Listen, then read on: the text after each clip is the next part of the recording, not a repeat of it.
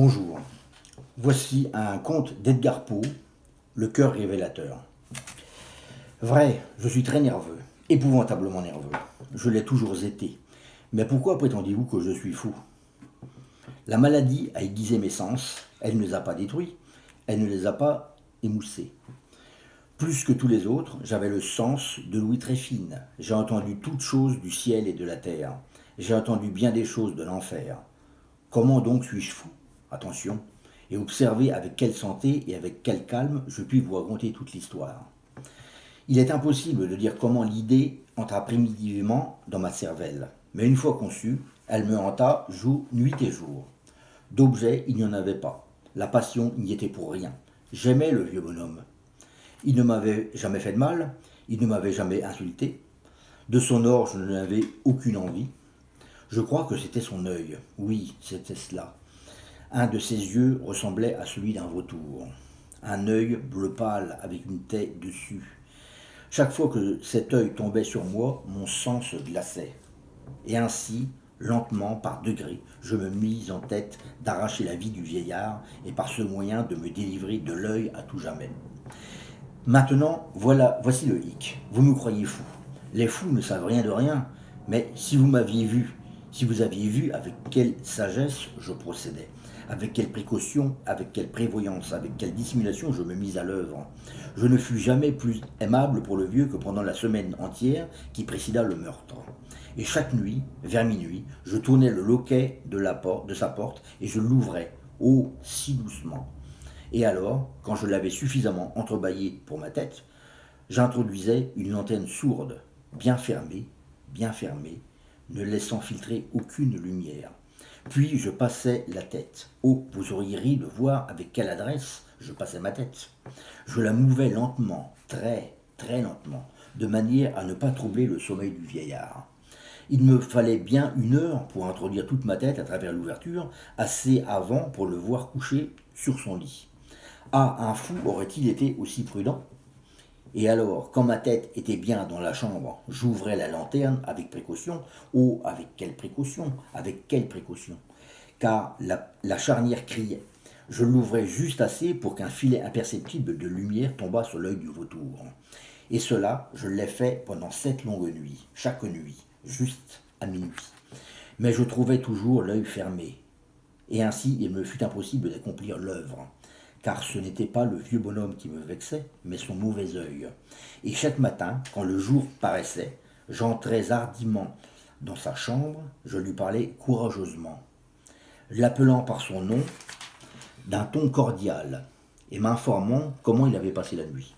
Ainsi, vous voyez qu'il eût été un vieillard bien profond en vérité s'il avait soupçonné que chaque nuit, juste à minuit, je l'examinais pendant son sommeil. La 8e nuit, je mis encore plus de précautions à ouvrir la porte. La petite aiguille d'une montre se meut plus vite que ne faisait ma main. Jamais avant cette nuit, je n'avais senti toute l'étendue de ma faculté, de ma sagacité. Je pouvais à peine contenir mes sensations de triomphe. Penser que j'étais là, ouvrant la porte, petit à petit, et qu'il ne rêvait même pas de mes actions ou de mes pensées secrètes. À cette idée, je lâchai un petit rire, et peut-être m'entendit-il, car il remua soudainement sur son lit, comme s'il se réveillait. Maintenant, vous croyez peut-être que je me retirais, mais non. Sa chambre était aussi noire que de la poix, tant les ténèbres étaient épaisses, car les volets étaient soigneusement fermés, de crainte des voleurs. Et sachant qu'il ne pouvait pas voir l'entrebâillement de la porte, je continuais à la pousser davantage, toujours davantage. J'avais passé ma tête et j'étais au moment d'ouvrir la lanterne, quand mon pouce glissa sur la fermeture de fer blanc et le vieil homme se dressa sur son lit criant « Qui est là ?» Je restai complètement immobile et ne dis rien.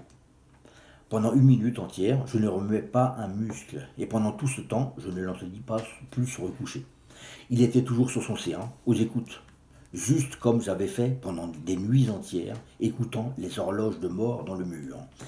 Mais voilà que j'entendis un faible gémissement, et je reconnus que c'était le gémissement d'une terreur mortelle. Ce n'était pas un gémissement de douleur ou de chagrin, oh non, c'était le bruit sourd et étouffé qui s'élève du fond d'une âme surchargée d'effroi. Je le connaissais bien ce bruit, bien des nuits, à minuit juste, pendant que le monde entier dormait, il avait jailli de mon propre sein, creusant avec son terrible écho les terreurs qui me travaillaient. Je dis que je le connaissais bien. Je savais ce qu'éprouvait le vieil homme. Et j'avais pitié de lui, quoique j'eusse le rire dans le cœur. Je savais qu'il était bien resté éveillé, depuis le premier petit bruit, quand il s'était retourné dans son lit. Ses craintes avaient toujours été grossissantes. Il avait tâché de se persuader qu'elles étaient sans cause, mais il n'avait pas pu. Il s'était dit à lui-même, ce n'est rien que le vent dans la cheminée.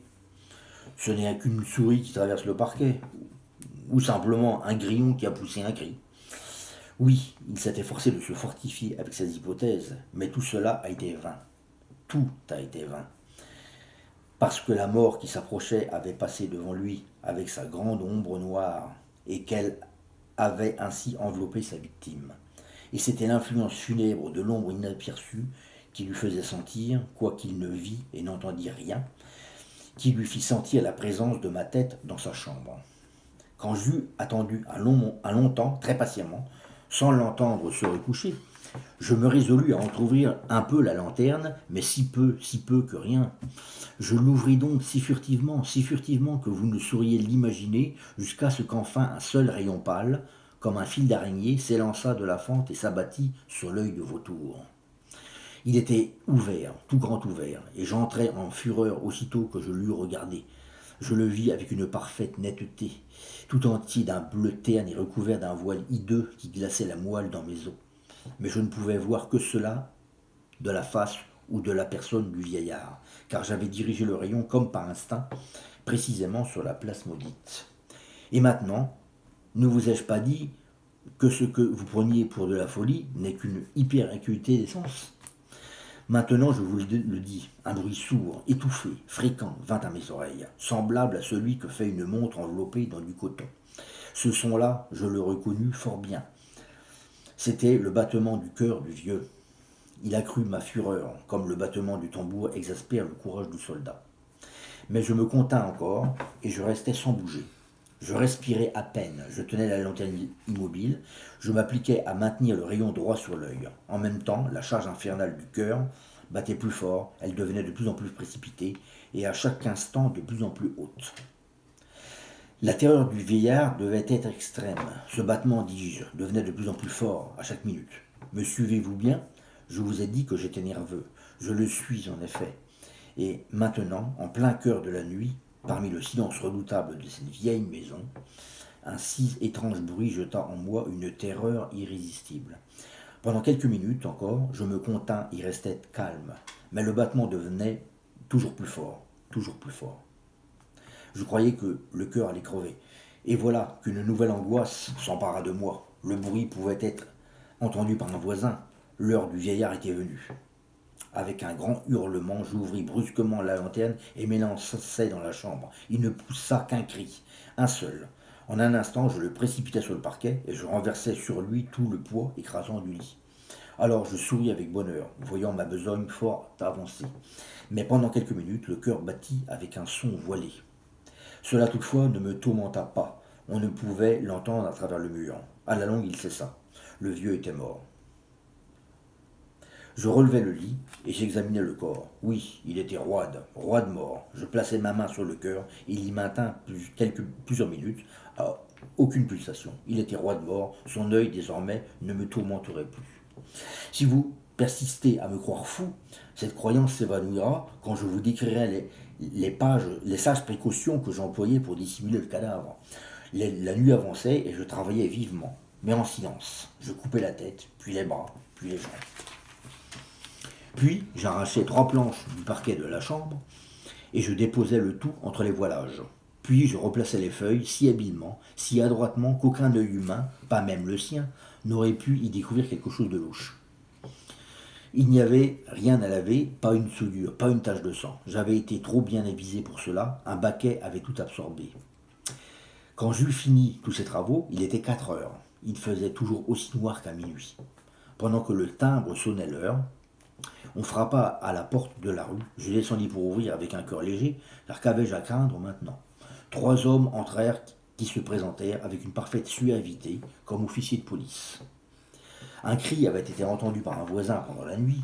Cela avait éveillé le soupçon de quelque mauvais coup. Une dénonciation avait été transmise au bureau de police, et ces messieurs, les officiers, avaient été envoyés pour visiter les lieux. Je souris car qu'avais-je à craindre? Je souhaitais la bienvenue à ces gentlemen. Le cri, dis-je, c'était moi qui l'avais poussé dans un rêve. Le vieux bonhomme, ajoutai-je, était en voyage dans le pays. Je promenais mes visiteurs par toute la maison. Je les invitais à chercher, et à bien chercher.